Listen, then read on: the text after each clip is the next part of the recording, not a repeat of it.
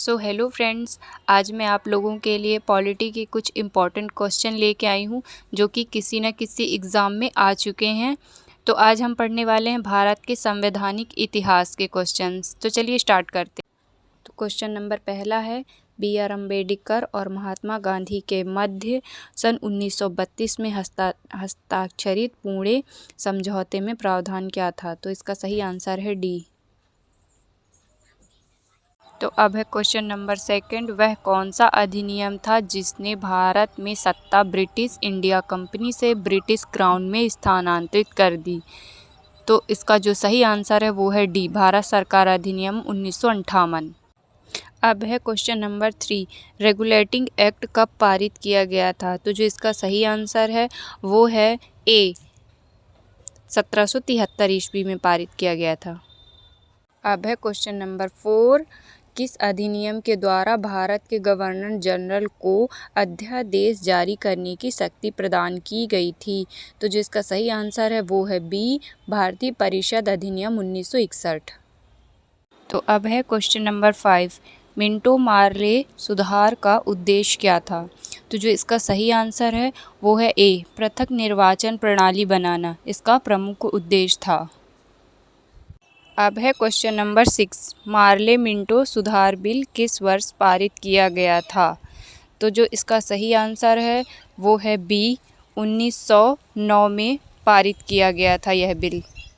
अब है question number 7, मुसलमानों के लिए अतिरिक्त निर्वाचन मंडल प्रारंभ में किसके द्वारा लाया गया था? तो जो इसका सही आंसर है वो है बी, मार्ले मिंटो सुधार 1909 में लाया गया। अब है क्वेश्चन नंबर 8, 1909 के इंडियन काउंसिल एक्ट में किस बात की व्यवस्था की गई थी? तो जो इसका सही आंसर है वो है बी, सांप्रदायिक प्रतिनिधित्व की व्यवस्था की गई थी। तो अब है क्वेश्चन नंबर 9, भारतीयों को वर्ष 1947 में सार्वभौम सत्ता सौंपने की योजना निम्न में से किस नाम से जानी गई?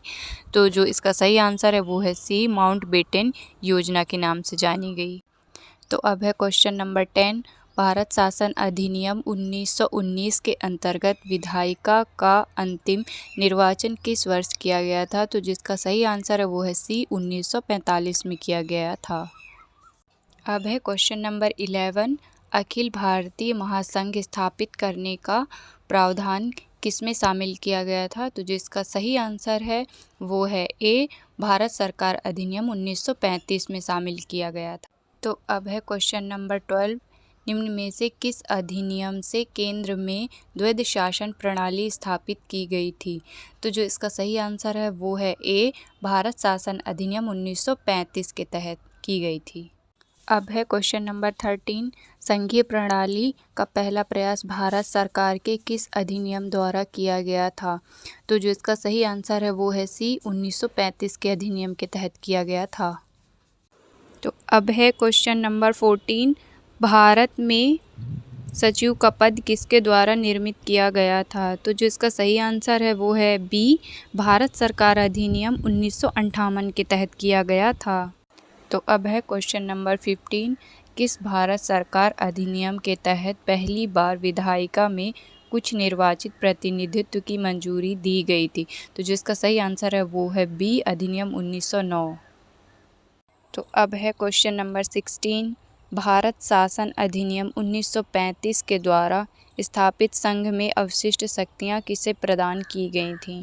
तो जिसका सही आंसर है वो है बी, गवर्नर जनरल को दी गई थी। तो अब है क्वेश्चन नंबर 17, किस अधिनियम को मॉन्टेग्यू चेम्सफोर्ड सुधार के नाम से जाना जाता है? तो जो इसका सही आंसर है वो है बी, भारत शासन अधिनियम 1919 को मॉन्टेग्यू चेम्सफोर्ड के नाम से जाना जाता है। अब है क्वेश्चन नंबर 18, 1922 ईस्वी में निम्नलिखित में से किसके द्वारा यह कहा गया कि भारतीय संविधान भारतीयों की इच्छा के अनुसार होगा? तो जिसका सही आंसर है वो है ए, महात्मा गांधी ने कहा था कि इच्छा अनुसार होना चाहिए। अब है क्वेश्चन नंबर 19, 1924 में किसके द्वारा ब्रिटिश सरकार से यह मांग की गई कि भारतीय संविधान के निर्माण के लिए संविधान सभा का गठन किया जाए? तो इसका सही आंसर है बी, मोतीलाल नेहरू ने यह मांग की थी। तो अब है क्वेश्चन नंबर 20। संविधान सभा के विचार का औपचारिक रूप से प्रतिपादन किसके द्वारा किया गया था? तो जो इसका सही आंसर है वो है सी, एम एन राय के द्वारा औपचारिक रूप से प्रतिपादन किया गया।